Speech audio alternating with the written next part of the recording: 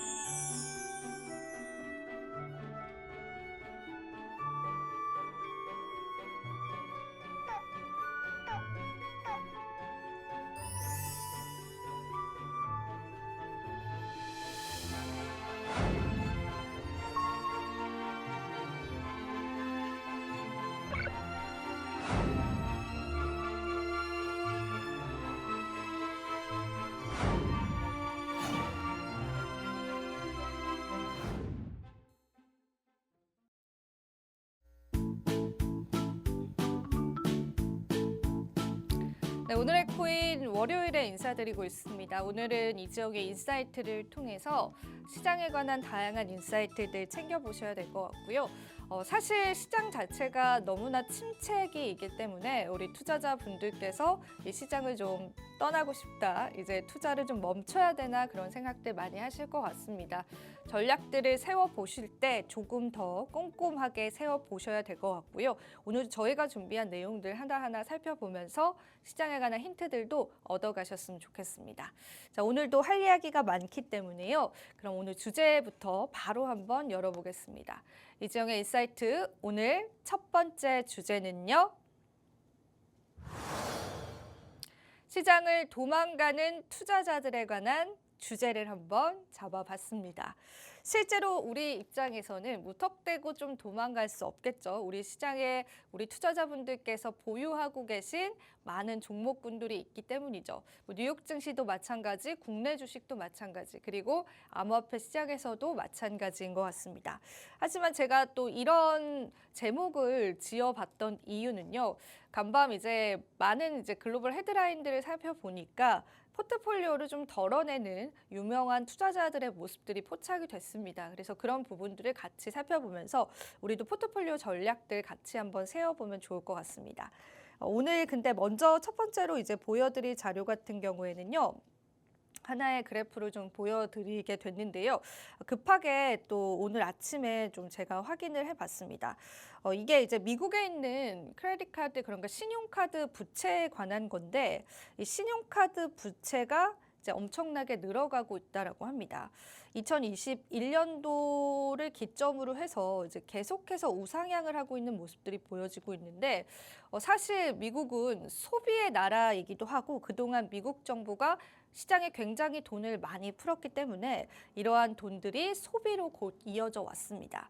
그런데 이제 이러한 신용 부채가 계속해서 증가하고 있다라는 게 결과적으로 경기 침체를 나타내는 하나의 시그널일 수가 있고, 만약에 경기 침체가 오게 된다면 투자자들 역시도 시장에 돈을 빼는 그러한 현상들이 일어날 것 같습니다. 그런데 여기서 우리가 주목을 해봐야 되는 시점은 바로 이 최근 시점인 것 같습니다. 그래프가 계속해서 올라가다가, 그러니까 신용카드 부채가 계속 올라가다가 어느 시점부터 꺾이고 있습니다. 이거는 이제 더 이상 미국에 있는 소비자들도 더 이상 신용카드를 사용할 수 없는 상황이다. 라는 그러한 해석이 될 수 있겠습니다.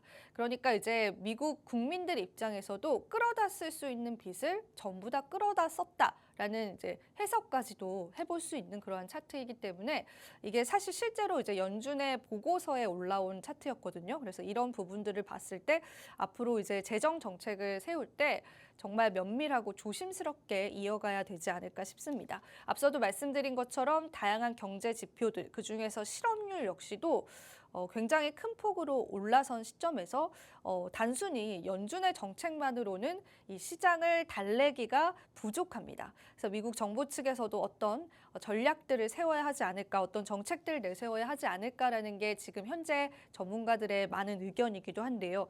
그래서 이러한 부분들도 여러분들이 같이 지켜봐야 될 것 같습니다. 우리가 이러한 부분들을 체크해보는 이유는 결국은 우리가 투자하는 이 투자 시장에 영향을 주기 때문이지 않을까 싶습니다.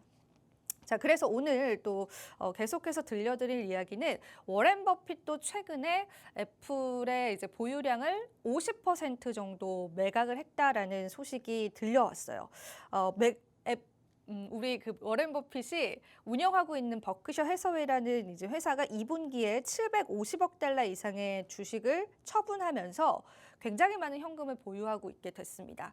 이게 1분기 때 있는 포트폴리오거든요. 근데 이 포트폴리오에서 최근 들어서 워렌 버핏, 그러니까 버크셔 해서웨이가 가장 많이 덜어낸 주식은 여기 보이시는 사과, 애플과 그리고 추가적으로 뱅크 오브 아메리카입니다. 뱅크 오브 아메리카, 그러니까 은행주 역시도 굉장히 많이 이제 덜어냈다라는 걸 여러분들이 좀 확인을 해보실 수가 있는데요.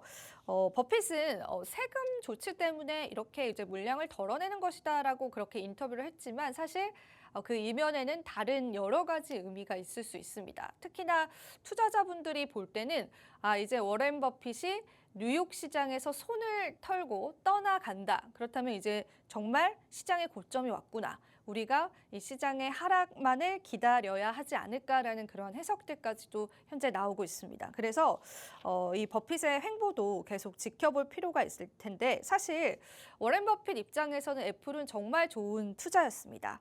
2016년에 이제 버핏 같은 경우에는 애플의 주식을 계속 매입을 하기 시작을 하면서 800%에 가까운 수익을 올렸다라고 합니다. 그러니까 이제 그가 차익 실현을 조금씩 하고 있다라고 보아도 되고요.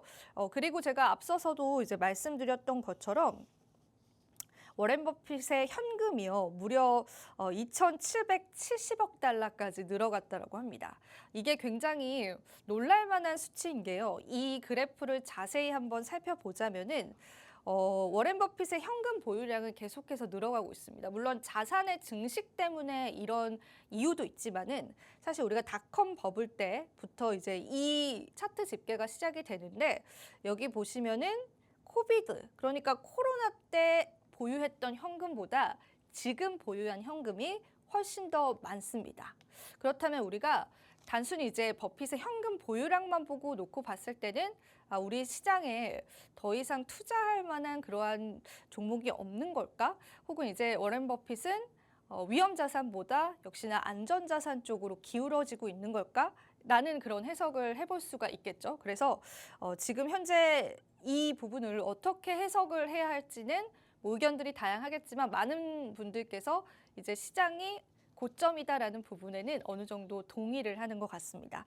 그래서 이제 버크셔 해서웨이가 일단 주식을 크게 매각을 했고, 그리고 워렌 버핏의 현금 보유가 이제 사상 최대치인 2,770억 달러에 달한다라는 부분들 여러분들 꼭 기억을 하시면서 투자 전략을 좀 세워보시면 좋지 않을까 싶습니다. 그래서 이러한 부분들 오늘 함께 다뤄봤고요. 자, 그렇다면은 암호화폐 시장에서는 또 이러한 유동성 문제들이 어떤 영향들을 끼쳤는지, 사실 최근 들어서는 뉴욕 증시와 암호화폐 시장이 커플링 되어가는 모습들이 잘 보여주진 않았는데 이 뉴욕 증시 급락과 함께 암호화폐 시장도 영향을 받고 있는 모습들이 계속 포착이 됐거든요. 뭐 이거는 이제 헤드라인 자료이기 때문에 여러분들에게 같이 보여드리면서 암호화폐 시장에 어떤 영향들을 끼쳤는지 좀 보겠습니다. 일단 유동성이 축소가 됐다. 뉴욕 증시가 크게 흔들렸다라는 부분들이 암호화폐 시장에도 당연히 영향을 준 건 맞고요. 그리고 암호화폐 시장은 또 그간 정말 많은 호재들을 소화하면서 또 시장이 끌어올렸었던 시장이었기 때문에 어찌 보면은 이러한 또 재료 소멸이다라는 그런 인식도 있습니다.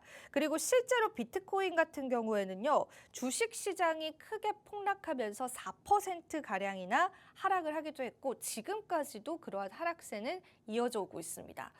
사실 이뿐만이 아니라 공급 충격도 있었는데 제네시스 트레이딩의 연계 지갑이 이동됐다라는 그러한 소식도 전해졌습니다.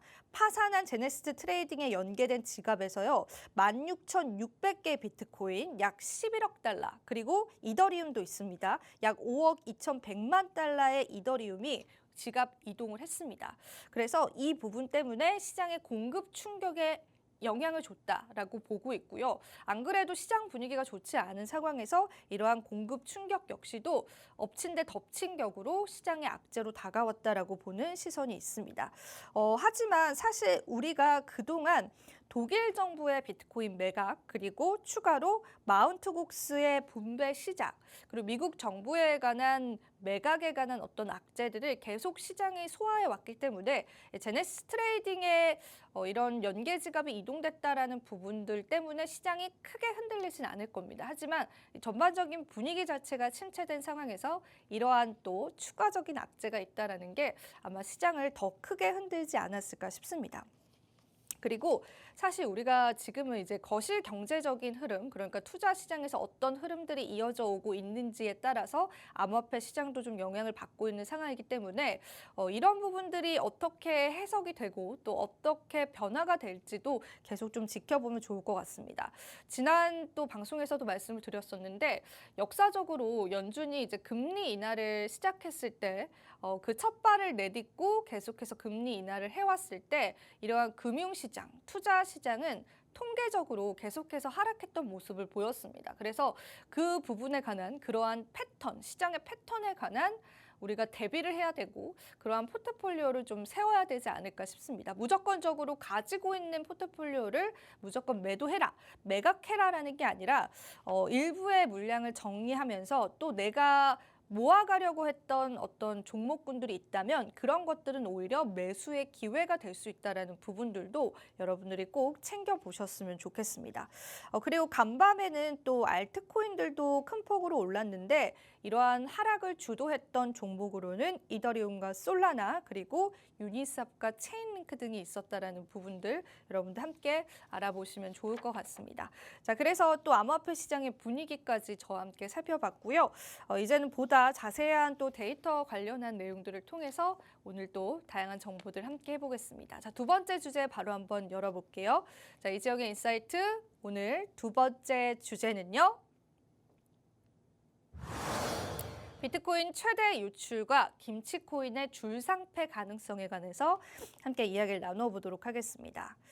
자, 비트코인의 유출량이 최대치를 기록을 했다. 비트코인 ETF의 유출량을 이야기를 하는 겁니다. 이게 또 시장에서 하나의 악재로 작용을 했는데 사실 이거는 비트코인만의 악재라고 보기보다는 이제 전반적으로 금융시장 자체가 자금이 이제 빠져나가는 흐름들이었기 때문에 비트코인 현물 ETF, 그러니까 나스닥에 상장된 비트코인 ETF 상품 역시도 그러한 하락을 피해갈 수는 없었다라고 보시면 되겠습니다. 그래서 어떻게 유출이 일어났고 어느 정도의 유출이 일어났는지를 같이 한번 살펴보겠습니다. 사실 우리가 또 비트코인 현물 ETF에 관한 호재성들 그리고 이 비트코인 현물 ETF에 얼마나 자금이 유입되느냐에 따라서 또 기관 자금 유입과 연관이 되어 있기 때문에 저도 항상 방송을 통해서 관련한 또 자료들을 항상 업데이트 해드렸던 것 같은데요. 오늘도 어느 정도의 유출량을 기록을 했고 또 이게 시장에 어느 정도의 영향을 미쳤는지도 같이 한번 살펴보겠습니다.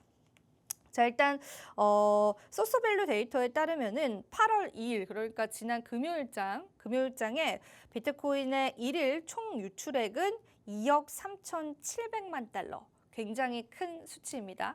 5월 1일 5억 6,300만 달러 유출 이후에 가장 높았습니다. 그러니까 상장 이래로 어찌 보면 두 번째로 가장 큰 최대 유출을 기록했다라고 보시면 되는데 투자자들의 입장에선 현재 비트코인의 가격을 고점으로 보는 투자자들이 좀 많았다라고 여러분들이 해석을 하시면 되겠습니다. 고점이다라기보다는 더 떨어질 것 같다라는 그러한 의미로 보시는 게 더 맞겠네요. 그래서 그러한 부분들 같이 챙겨보시면 좋을 것 같고요. 실제로 이 데이터를 같이 한번 보여드릴게요. 그래서 이게 보이시는 이쪽 부분이 이제 비트코인 ETF 유출량에 관한 건데요. 2억 3,700만 달러 유출이 됐습니다. 그래서 5월 달 이후에 가장 높은 유출액을 현재 기록을 했다라고 하고요.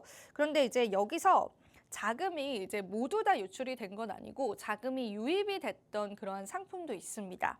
여러분들이 잘 아시는 IBIT, 블랙록의 비트코인 현물 ETF는 오히려 자금이 유입이 됐고 그리고 최근에 상장을 하고 거래를 시작했었던 그레이스케일의 미니 트러스트 비트코인 현물 ETF도 유입이 됐습니다. 하지만 이제 그만큼 다른 운용사들의 ETF에서는 다 유출량을 기록을 했기 때문에 우리가 이제 얼마나 더 추가적으로 유출되는지를 좀 보셔야 될 것 같고요. 이더리움 같은 경우에는 비교적 완만한 자금 유출을 기록을 했습니다. 비트코인 대비해서도 적은 수치이죠. 5,400만 달러의 유출을 보였고요. 이더리움 같은 경우에는 가장 작은 유출액을 보였다라고 합니다. 굉장히 좀 아이러니합니다. 시장은 침체가 되어 있고 비트코인 현물 ETF는 최다 유출량을 기록한 반면 이더리움 현물 ETF는 최소의 유출액을 기록을 했습니다. 이 부분은 우리가 또 어떻게 해석을 해볼 수가 있을지 다양한 해석들이 좀 가능할 것 같고요. 그런데 일단은 이 펀드, 그러니까 비트코인이 아닌 이더리움의 펀드가 보유한 총 순자산이 83억 3천만 달러로 사상 최저 수준이다라고 합니다. 이 부분은 또 다르게 해석이 될 수 있었을 텐데 일단은 처음에 초기에는 102억 4,800만 달러 정도를 이제 이더리움 총 자산이 기록을 했었거든요. 이더리움 ETF가. 근데 그게 지금 줄어가고 있다라는 거는 시장에 그만큼 또 관심도가 떨어졌다. 그리고 이더리움 현물 ETF에 관한 가치도 떨어졌다. 이렇게 여러분들이 같이 좀 해석을 해볼 수가 있을 것 같습니다. 그리고 이제 거래량적인 부분들도 보자면은요. 거래량이 상당히 낮았습니다. 사실 거래량이 시장의 관심도일 텐데 이 이더리움 ETF에 관한 거래량도 상당히 낮았다라는 부분들도 어찌 보면 우리 시장에 추가적인 악재가 되었던 것 같습니다. 전반적으로 시장에 침체기 없기 때문에 여기에 우리가 또 추가적으로 유동성 자금이 흘러 들어오기를 좀 기다려 봐야 될 것 같고요. 혹은 암호화폐나 비트코인 혹은 이더리움에 관한 단독적인 호재가 좀 필요하지 않을까 싶습니다.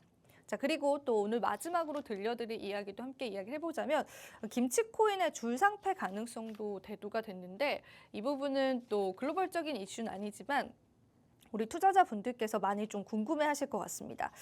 지난달 1일부터 가상자산 이용자 보호법이 좀 시행이 됐죠. 그래서 그 부분 때문에 사실 상장 심사에 들어간 코인이 확 줄었다고 합니다.